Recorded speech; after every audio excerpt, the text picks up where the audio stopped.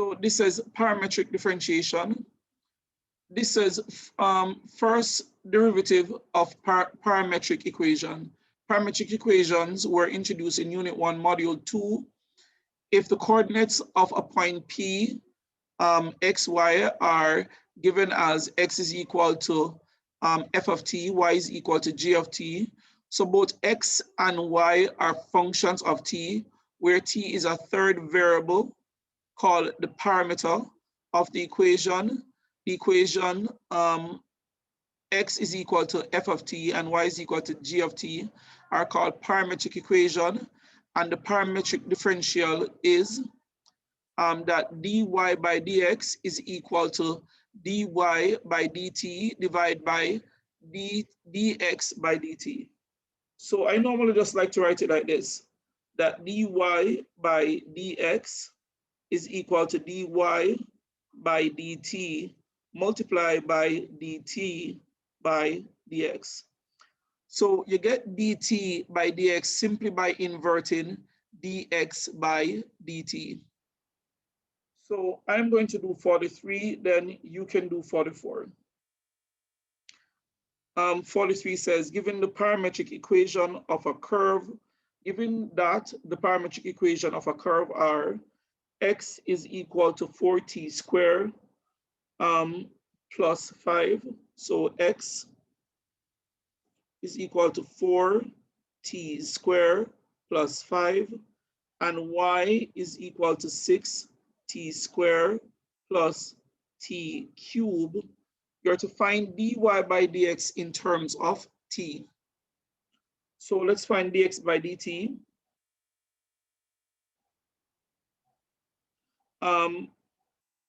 So it's a simple power differentiation.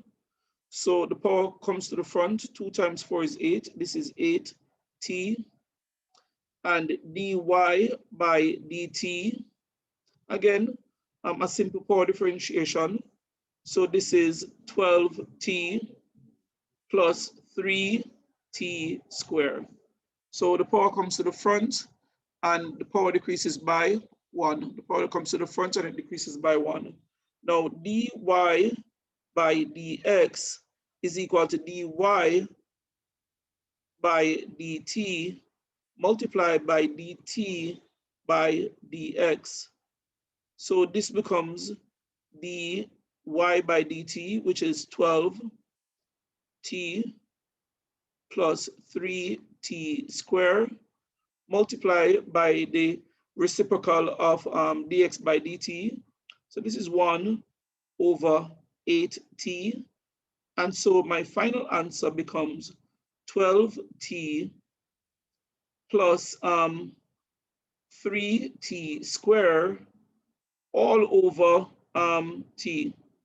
Now, of course, I can differentiate. I can divide the numerator and the denominator by t. Yes. 8t. Very good. Thank you. I can divide both the numerator and the denominator by t. Or if I want to, I could just factor out t and then cancel it. So I can divide both the numerator and the denominator by t, and I would end up with 12 plus 3t over 8. Do you agree with that? All I did for my final step was divide the numerator and the denominator by t. All right, I'm pausing the video, pausing the recording, and I'm asking you to do 44.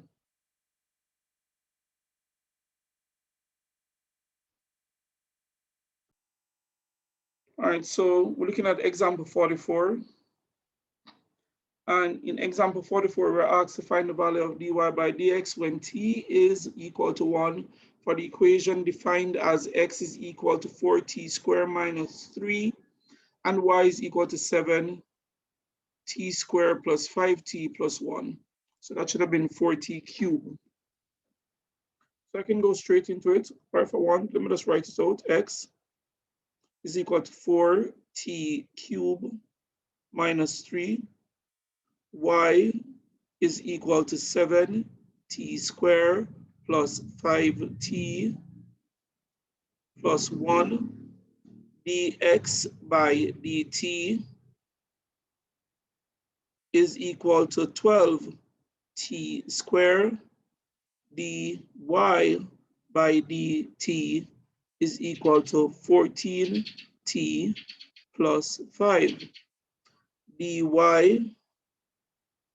by dx is equal to dy by dt multiplied by dt by dx.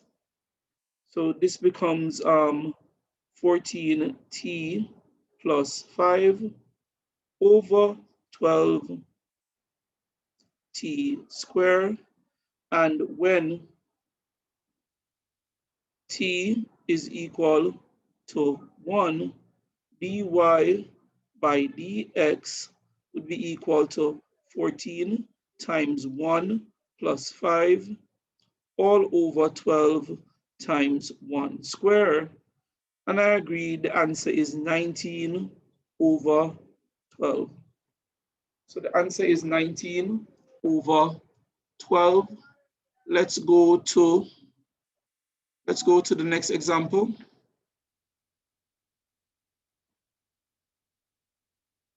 All right, let me do 45 and you will do 46.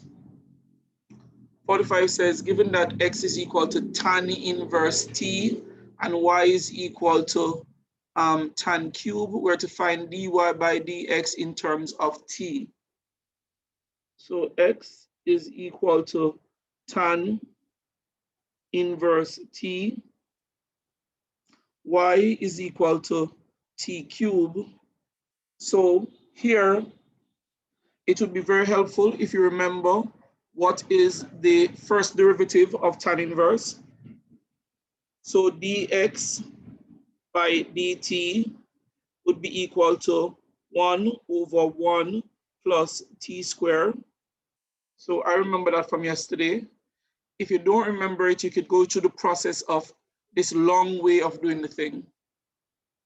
And dy by dt would be equal to 3t squared, a simple power derivative.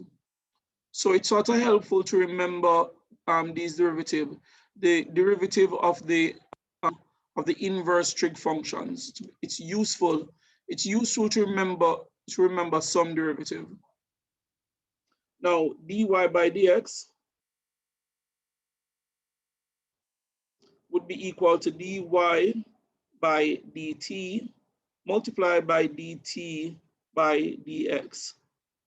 And so this would be dy by dt, which is 3t squared, multiplied by dt by dx. Now dt by dx is the reciprocal of dx by dt. So this is going to be 1 plus t squared. And so dy by dx is actually equal to 3t squared, and in bracket 1 plus t squared. Look it over, let it soak in, and then I want you to attempt question 46.